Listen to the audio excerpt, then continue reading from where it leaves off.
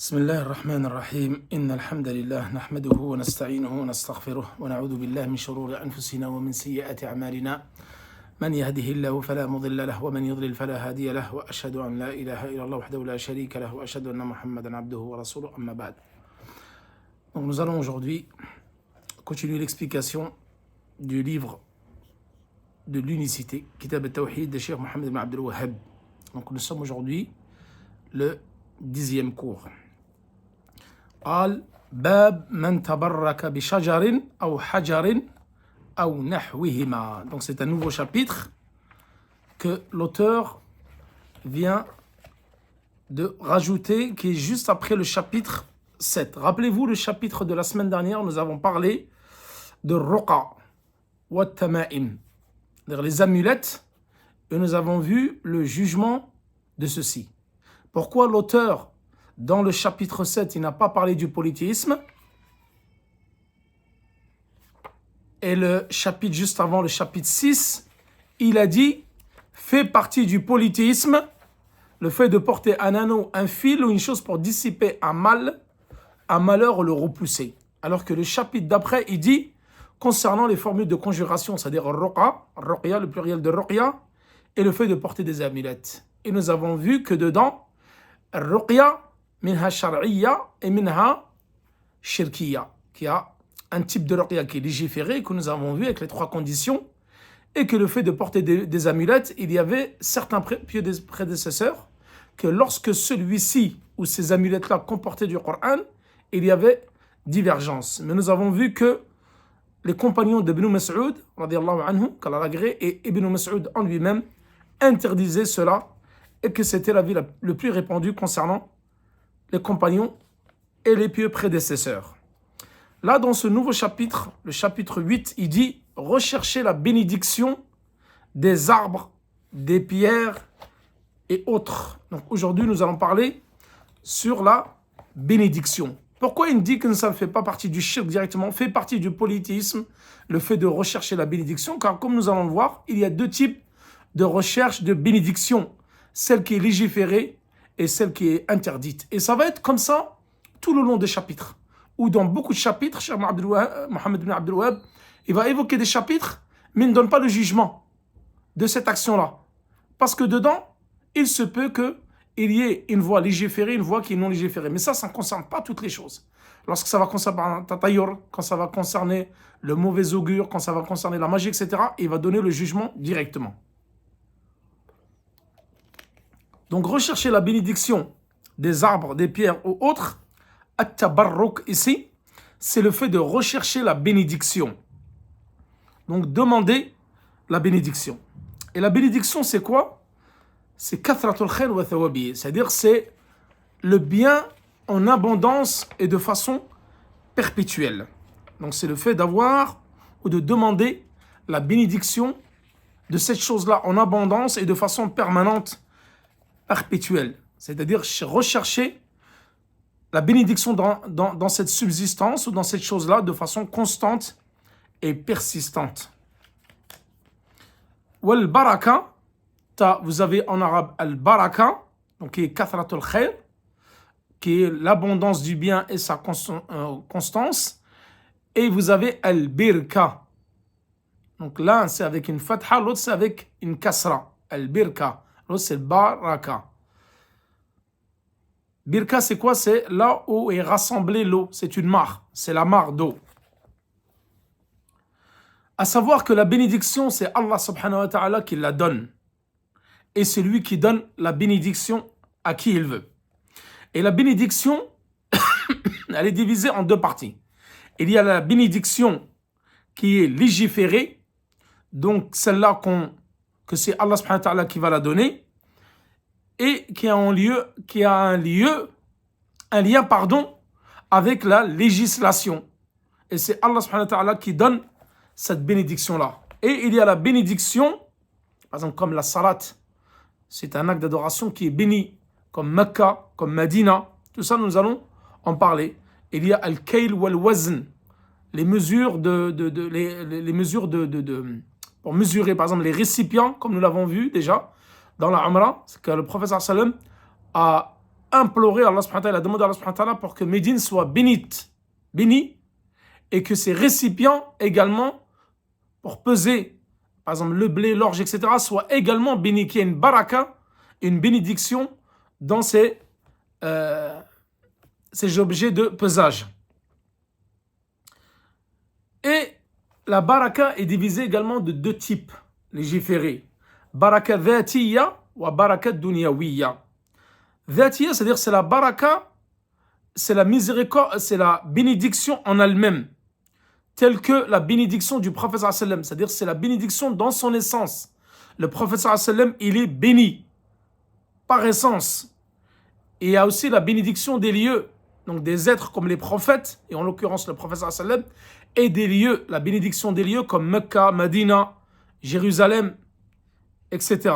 Et après il y a baraka dunyawiya, une bénédiction terrestre, telle que la baraka, la bénédiction de l'eau. Nous avons fait descendre une bénédiction du ciel, c'est-à-dire, Allah subhanahu wa ta'ala ici, il fait référence à l'eau, donc à l'eau de pluie. La pluie est une bénédiction. Et ce qui sort de la terre, également, les plantes, la végétation, c'est une bénédiction. Donc ça, c'est deux types de bénédictions, une religieuse et une, on va dire, terrestre, mondaine. Et dans la bénédiction en général, elle est divisée en deux types, celle qui est légiférée, et c'est Allah subhanahu wa ta'ala qui octroie cette bénédiction-là, et il y a celle qui est interdite. Et c'est celle dont nous allons en parler sur ce chapitre-là, dans ce chapitre-là. Celle qui est demandée auprès des êtres, auprès des pierres, des arbres, etc. En faire une adoration autre qu'Allah subhanahu wa ta'ala. Donc celle qui est légiférée, elle est composée de 3 points. Tout d'abord, c'est demander la bénédiction d'après ce que Allah subhanahu wa ta'ala a légiféré. Comme quoi c'est une bénédiction. Et elle doit se faire comme Allah subhanahu wa ta'ala l'a décrété. Troisième, c'est que prendre une cause pour obtenir cette bénédiction-là. Mais tout en sachant que c'est Allah subhanahu wa ta'ala qui donne la bénédiction. Mais prendre cette cause pour obtenir cette bénédiction, cela est légiféré. Et nous allons en parler à travers ce chapitre. At-tabarruk al-mamnou', donc le fait de demander la bénédiction qui n'est pas légiférée.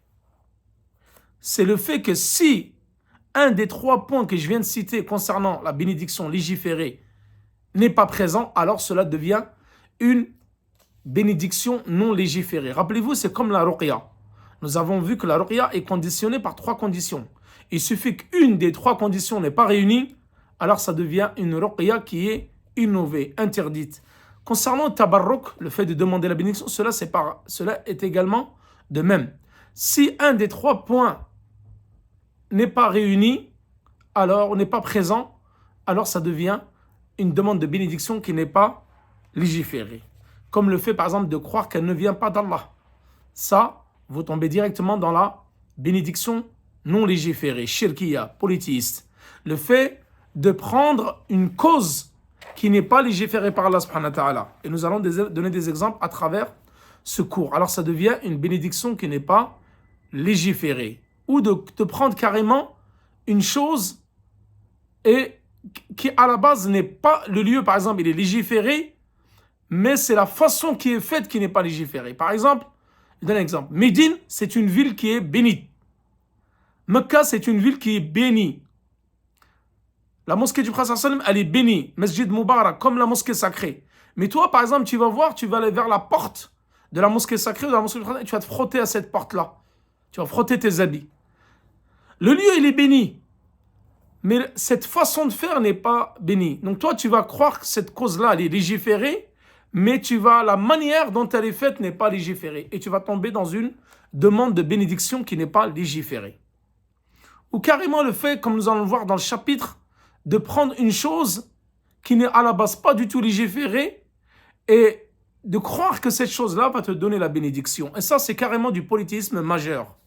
Comme nous allons le voir, comme faisaient les Qurayshites au temps du prophète sallallahu alayhi wa sallam. Le prophète sallallahu alayhi wa sallam, il est béni par Allah subhanahu wa ta'ala. Que ce soit au niveau de ses caractéristiques, au niveau de ses gestuels, au niveau de son corps, ou carrément au niveau de son... Par essence, il est béni. Et ça, c'est une baraka, il a une bénédiction qui peut se propager. Contrairement, par exemple, à la mosquée. Elle est bénie, mais le fait de la toucher, tu ne vas pas avoir la bénédiction. Le prophète sallallahu alayhi wa sallam, si, parce que les compagnons se battaient pour récupérer la salive du prophète, l'eau des ablutions du prophète, les cheveux du prophète, car tout ce qui émanait du prophète était béni par Allah subhanahu wa ta'ala. Le prophète était une bénédiction en lui-même par essence. Donc le fait de récupérer de sa salive, de récupérer des cheveux, le fait de récupérer le reste de sa ablution, tout ça, il y avait une bénédiction là-dedans. C'est-à-dire, ce qu'il touche le prophète sallallahu alayhi wa sallam, il est béni. Une fois, ils étaient en plein voyage, en pleine expédition, et il manquait d'eau. Le prophète sallallahu alayhi wa sallam a demandé qu'on lui ramène un récipient rempli d'eau. Ils avaient soif, les compagnons, ils n'avaient pas assez d'eau. Et là, l'eau, donc ça c'est un des miracles du prophète sallallahu alayhi wa sallam que nous évoquerons plus en détail dans la biographie du prophète sallallahu alayhi wa sallam, car il y a eu beaucoup de miracles, le prophète sallallahu alayhi wa sallam a fait beaucoup de miracles. L'eau a jailli de ses doigts. L'eau a jailli de ses doigts en abondance. Et tout le monde a pu boire jusqu'à être à satiété. Donc ça, c'est une bénédiction. Le prophète sallallahu alayhi wa sallam le fait qu'ici, l'eau, lorsqu'elle l'a touchée, elle a été bénie, elle a été fournie en abondance. Donc ça, c'est un exemple parmi tant d'autres. Là, dans ce chapitre, Mohammed ibn Abdul Wahhab, il évoque un verset du Coran, très court, et un hadith, Abu Waqid al-Laythi, c'est tout. C'est un chapitre qui va être relativement court, donc qui ne va pas être trop long au niveau de l'explication. قال الله تعالى أفرأيتم اللات والعزى ومناة الثالثة الأخرى. Chapitre qui est très court, donc Surat An-Najm, verset 19. Donc là, Allah subhanahu wa ta'ala, il cite ce verset-là, et dans ce verset-là, le prophète sallallahu alayhi wa sallam s'adresse aux mushrikines, c'est-à-dire aux polythéistes de Mecca. Il dit, Afara'aytum, voyez-vous, informez-moi concernant ces trois divinités, car ce sont divinités qui étaient vénérées par les Arabes polythéistes au temps du prophète sallallahu alayhi wa sallam. C'était les trois divinités les plus vénérées et les plus adorées parmi les Arabes de la période pré-islamique. Donc, Allat, la première, c'est Lat. Ça, ce mot Lat, c'est un mot qui a été dérivé du nom d'Allah subhanahu wa ta'ala. Parce qu'eux, ils prenaient, les politiciens, ils prenaient les noms d'Allah subhanahu wa ta'ala et les déviaient. Donc, ils déviaient le sens et ils déviaient aussi même le nom en lui-même et les utilisaient pour leur divinité. Allat, elle est citée de deux façons. On peut la prononcer de deux façons.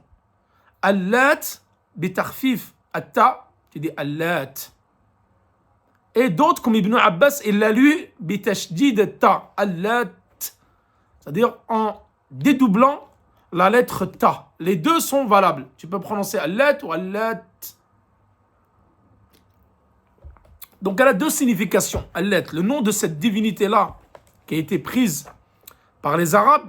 Il y en a donc la première version, ils disent que Lat, c'était un rocher.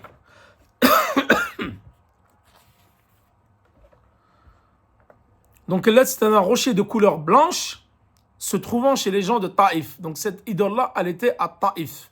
C'est à 70 km de Mecca.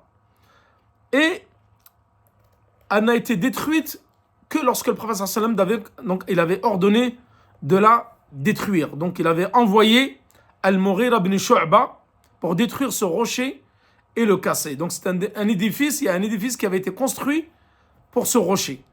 Il avait des gardiens et des serviteurs et il venait faire le polythéisme donc tous les jours auprès de cette idole-là. Donc il la prenait pour idole, mais c'était un rocher.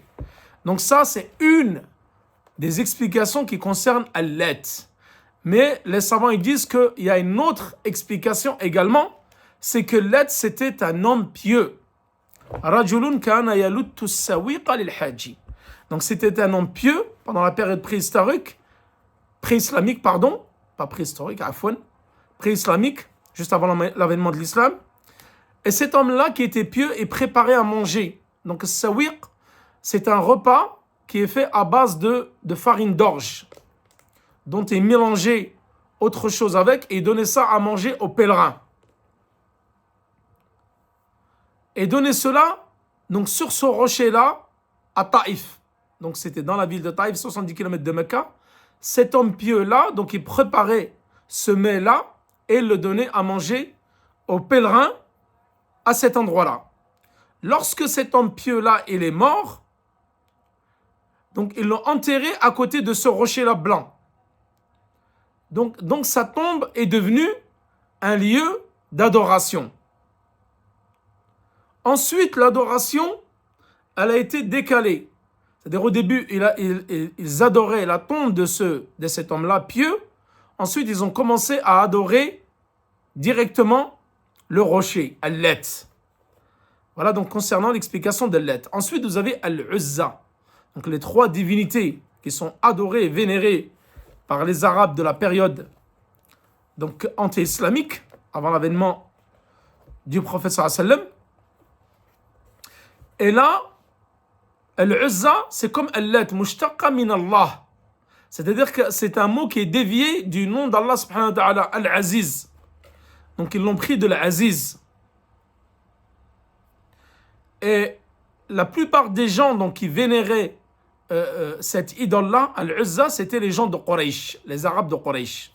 Donc Al-Lat, c'était les Arabes de Taïf. Al-Uzza, c'est les Arabes de Quraysh. Et nous allons voir que le Manat, après, c'était les habitants de Médine. Donc cette idole-là, donc ce rocher-là, c'était un sanam donc qui était adoré, idolâtré par les Arabes. Il se trouvait donc taqriban min as-Sayl. C'est une région qui est entre Médine, entre Mecca et Taïf. Donc un endroit entre Taïf et Mecca, mais plus proche de Mecca, qui s'appelait As-Sayl. Et là, il y avait ce rocher-là, donc qui était idolâtré par les habitants de Mecca. Et il y en a qui disent que c'était 3 arbres. Shajarat thalatha, donc 3 arbres. Et ils ont construit quelque chose sur ces 3 arbres-là. C'était des gommiers. L'arbre, le gommier. As-Samura. Et sur ces arbres-là, donc, ils ont construit et ils ont mis des bouts de tissus et des espèces de rideaux. Et qui venaient, donc les Arabes de Mecca, les Qurayshites, venaient vénérer cet endroit-là. Donc cette idole-là, avec ces 3 arbres-là, donc qui étaient sur ces 3 arbres-là. Manat, c'est la 3e divinité. Bil Mushallal Unda Qudayd. Qudayd, c'est un endroit qui est entre Médine et Mecca. Ça, c'est la plus éloignée. C'est la plus éloignée des 3 divinités. L'autre était à Taïf, l'autre était entre Mecca et Médine, et celle-là était proche de Médine, Qudayd, cet endroit-là. Donc, c'était un grand rocher, d'après une parole donc des historiens, Sakhratun ala qawl, pardon. D'autres disent c'était Sanam. C'est-à-dire c'était une statue qui était adorée. Et ceux qui adoraient ces divinités-là, en l'occurrence Al-Manat, c'était Al-Aws wal-Khazraj, afwan. Al-Aws wal-Khazraj, c'était 2 tribus de Médine. Donc ça, c'est avant l'avènement du prophète sallallahu alayhi wa sallam de l'islam. C'est eux qui adoraient le plus cette divinité-là. Et donc les Arabes, les polythéistes, donc qui étaient à Mecca, à Taïf et à Médine, et prenaient ces divinités-là, donc ces asnam, et leur donnaient des noms féminins. Donc Al-Lat, ou Al-Uzza, ou Al-Manat, c'était des noms féminins. Et ils pensaient que ces divinités-là, ces statues-là, pouvaient leur conférer un rapprochement auprès d'Allah subhanahu wa ta'ala.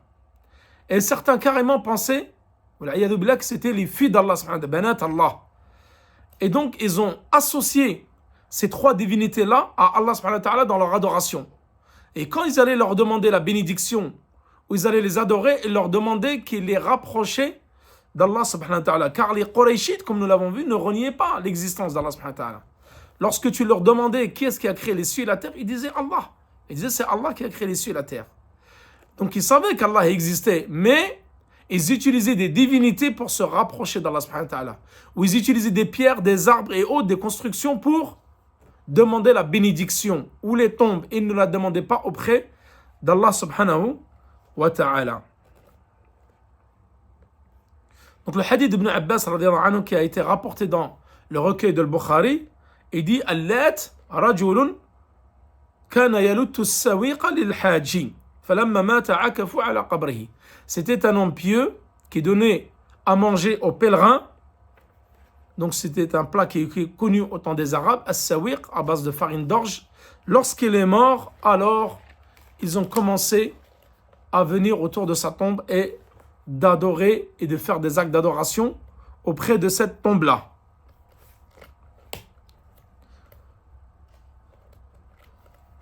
Donc les polythéistes commettaient ces actes-là auprès de ces trois choses. Donc Al-Lata wal-Uzza wa Manat.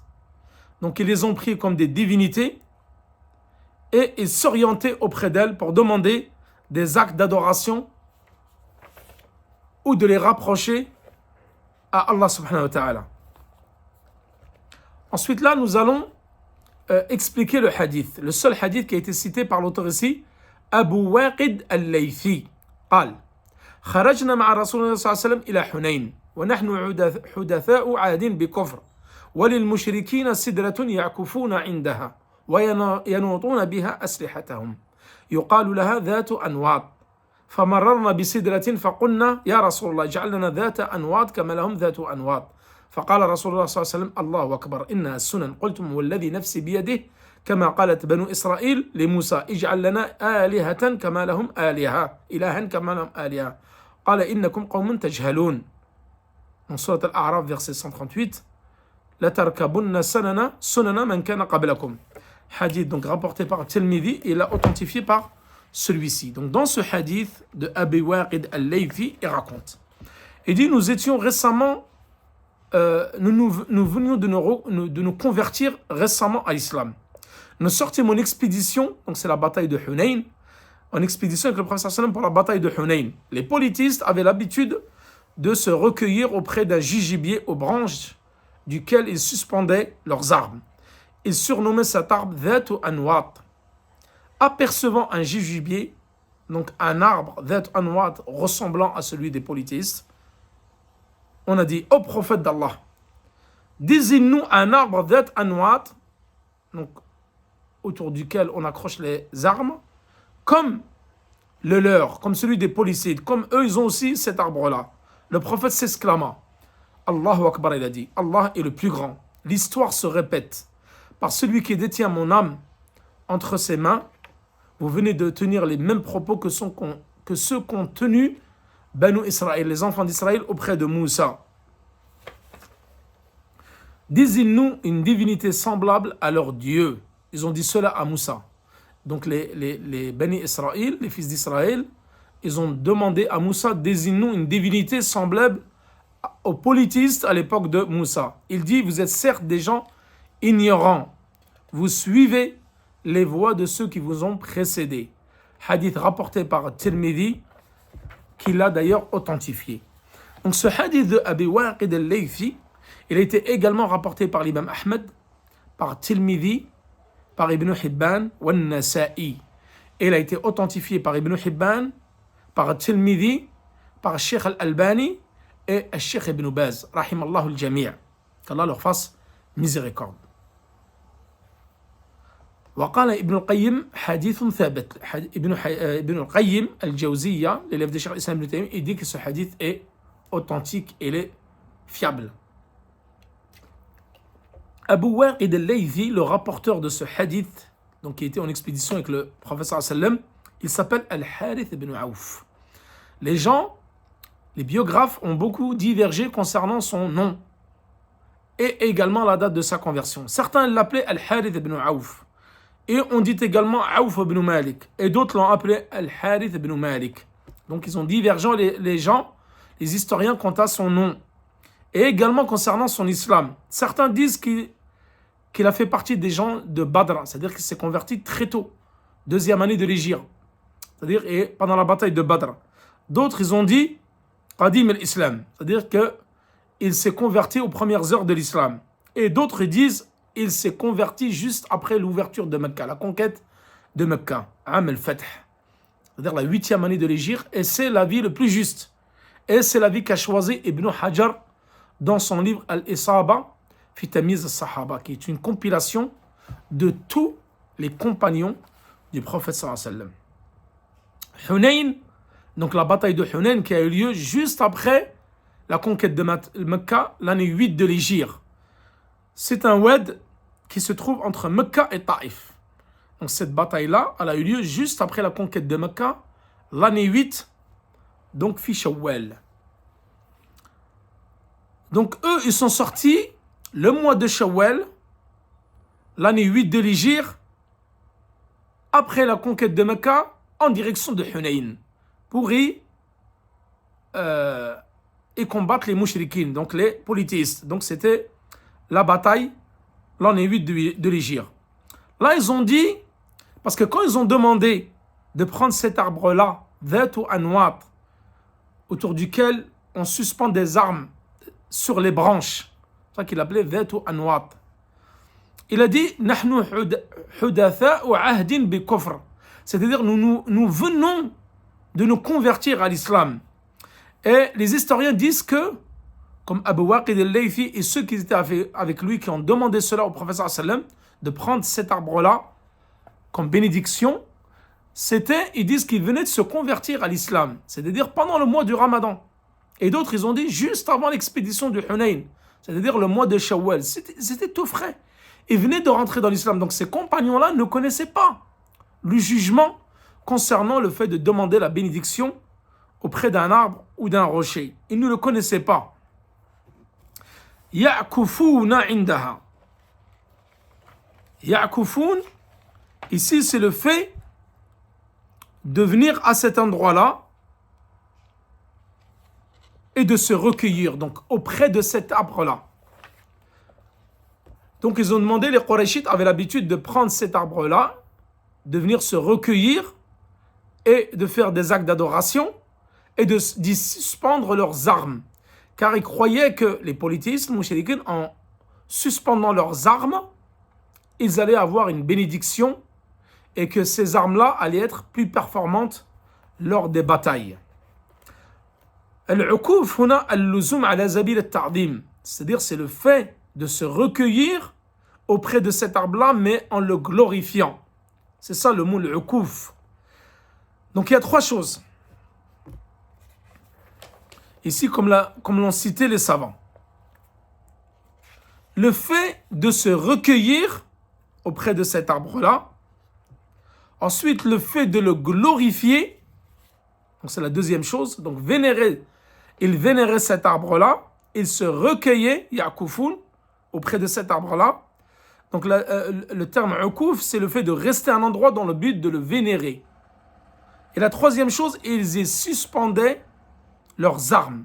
Donc en espérant que la bénédiction de cet arbre se transmettait de l'arbre à leurs armes afin qu'elles soient plus tranchantes et plus performantes lors des expéditions. Donc cet acte-là, c'est une forme de polythéisme majeur. Donc pour les trois raisons que je viens de citer, le fait qu'ils vénéraient cet arbre, qu'ils se recueillaient auprès de cet arbre dans le but de vénération et dévouement, et le fait de suspendre les armes au niveau de ces branches en croyant que ça allait donner la bénédiction. Donc ça c'était un acte de polythéisme majeur qui a été commis par les polythéistes. Et les compagnons du prophète sallam, donc ils ont avancé une excuse lorsqu'ils ont demandé de prendre cet arbre-là comme bénédiction ou d'y déposer leurs armes. Il a dit نحن حدثاء عهد بكفر. Nous venons de nous convertir à l'islam. Ô prophète sallam, prends-nous cet arbre-là comme les politistes ont pris cet arbre-là. Donc le fait qu'ils venaient de se convertir, les savants, ils ont dit à propos de l'acte, parce qu'ils ne sont pas passés à l'acte, c'est juste des paroles. Donc les compagnons n'ont pas pris cet arbre-là comme une divinité ou comme une bénédiction. Ils ont juste demandé, peut-on prendre cet arbre-là comme bénédiction, afin d'avoir la bénédiction comme les politistes l'ont fait. Ici les savants, ils ont dit, ce fait-là des compagnons, lorsqu'ils ont demandé la bénédiction pour cet arbre-là, les savants, il y a 3 types d'explications ici. Il y a 3 explications concernant cet acte-là, d'avoir demandé de prendre cet arbre pour bénédiction. C'est-à-dire que le fait qu'ils aient demandé cela, ça implique qu'ils aient demandé au prophète sallam qu'il demande à son Seigneur qu'il fasse de cet arbre-là une bénédiction pour qu'ils puissent y accrocher leurs armes pour que la bénédiction se transmette à leurs armes. Donc ça, c'est une parole qui a été dite par certains savants. Et cette parole-là, l'auteur y penche, c'est-à-dire Mohammed ibn Abdul Wahhab, dans l'un de ses écrits dans Durar al-Saniya. Ad-Durar al-Saniya, c'est une encyclopédie de Aqida en 16 mujallad qui a été écrit où il y a les écrits de Cheikh Mohammed ibn Abdul Wahhab et ses enfants, ses petits-enfants et ceux qui les ont succédés, c'est-à-dire A'immat al-Da'wa. Les imams et les grands savants de Najd, qui étaient les enfants, les petits-enfants de Cheikh Mohammed ibn Abdul Wahhab, et tous les savants de cette contrée-là, à son époque, ils avaient écrit beaucoup d'écrits en refutant les innovations, le polythéisme et les innovateurs de leur époque. Et ça a été compilé dans cette encyclopédie qui s'appelle Ad-Durar al-Saniya. Donc on trouve cette parole-là. Il y a un deuxième avis où les savants disent que ces compagnons-là, ils sont tombés dans une partie, shu'aba min shu'ab al-shirk, dans une partie parmi les parties du politisme mineur. Donc cet acte-là dans lequel ils sont tombés, c'est du politisme mineur. Et ça, c'est l'avis de l'auteur Mohammed ibn Abdul Wahhab, et l'évoque dans les Masaïl, les points à retenir nous allons évoquer, les 22 points à retenir de ce chapitre. Et il y a un troisième avis concernant donc l'acte ou les paroles de ces compagnons-là, c'est que Sahaba, les compagnons qui étaient donc avec le prophète sallam dans cette expédition Hunayn, waqa'a minhum shirkun akbar. C'est-à-dire certains savants disent que ils sont tombés dans le grand polythéisme. Le fait d'avoir demandé la bénédiction de cet arbre-là alors que les mushrikoun, les polythéistes le prenaient pour divinité, alors ils sont tombés dans le polythéisme majeur. Walakin, ils ne sont pas sortis de l'islam, car ils sont tombés dans le polythéisme majeur par les paroles et non par les actes. Walam yartaddu, ils n'ont pas apostasié et ne sont pas devenus mécréants. Par rapport à l'excuse qui était avancée par ces compagnons-là, nous venons de nous convertir à l'islam. D'ailleurs, la preuve, c'est que le prophète sallam dans ce hadith, il leur a pas dit renouvelez votre islam, car vous êtes sortis de l'islam. Nous allons voir dans un autre chapitre, lorsque dans une des batailles, il y avait des gens, bon, l'explication c'est que c'était des hypocrites. Ils étaient en train de rigoler sur les compagnons. Et là, le prophète sallam, cet homme-là, il est venu s'excuser du prophète sallam. Et le verset du Coran, il est descendu. Il a dit, vous avez mécru après avoir cru. Et ça, nous en parlons dans un chapitre qui va bientôt arriver. Donc là, le prophète sallam, dans cette expédition, il a dit, vous avez mécru. Parce que ce verset-là concernait des hypocrites. Mais là, le prophète sallam ne leur a pas dit de renouveler votre islam, vous êtes sortis de l'islam. Non. Et c'est exclamé. ta'adjuban, il a dit Allahu Akbar, innaha sunan. Allah est le plus grand. D'ailleurs, les savants ils disent dans ce hadith-là, le prophète sallam s'est exclamé.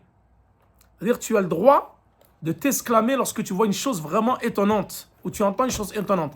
Soit tu dis Allahu Akbar, soit tu dis Subhanallah. Gloire à Allah. D'ailleurs, dans la version de Tirmidhi, il n'est pas rapporté Allahu Akbar. Il est rapporté dans une riwaya Subhanallah. Mais la version qui a été rapportée par l'imam Ahmed ibn Hibban, le prophète sallam dans ce hadith, il dit Allahu Akbar.